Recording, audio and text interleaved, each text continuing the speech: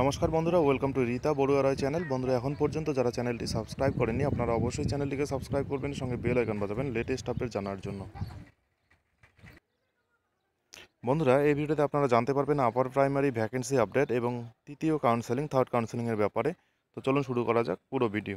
নিয়োগের দাবিতে মেয়র রোডে চলছে এসএসসি চাকরি প্রার্থীদের 10 দিনের অনশন। অন্যদিকে উচ্চ প্রাথমিকের সিট বৃদ্ধির অপেক্ষায়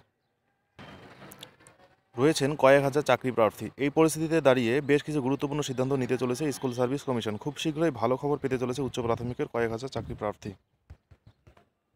বিকাশ ভবন সূত্রে খবর, উচ্চ প্রাথমিক স্তরের শিক্ষক নিয়োগের জন্য 6,000-এরও বেশি শূন্যপদে নিয়োগের সিদ্ধান্ত মন্ত্রিসভা অনুমোদন করেছিল।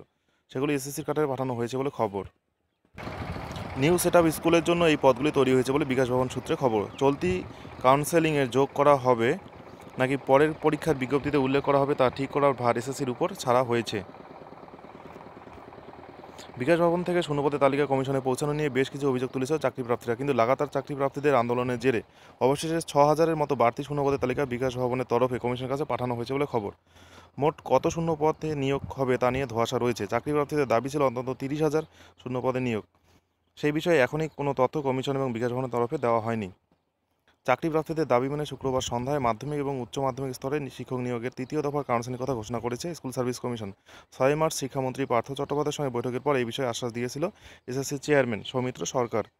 বিজ্ঞপ্তি দিয়ে মাধ্যমিক স্তরে 26 থেকে 29 এবং 1 এপ্রিল কাউন্সেলিংয়ের কথা ঘোষণা করা হয়েছে। 2600 শূন্যপদ নিয়োগের কথাও জানিয়েছে কমিশন। উচ্চ মাধ্যমিকের 750টি শূন্যপদ পূরণের জন্য কাউন্সেলিং হবে 19 এবং 20 মার্চ। কমিশন সূত্রে জানা গিয়েছে উচ্চ মাধ্যমিকে উন্নীত স্কুলগুলির জন্য মোট 544টি শূন্যপদ তৈরি করা হয়েছে। 272টি স্কুলের প্রতিটিকে দেওয়া হয়েছে 2টি করে শূন্যপদ। তবে এসএসসির কাছে আসতে এখনও দেরি আছে। তৃতীয় কাউন্সেলিংয়ের সেগুলি যোগ হওয়ার সম্ভাবনা আপাতত নেই বলেই খবর। ধন্যবাদ বন্ধুরা ভিডিওটি দেখার জন্য।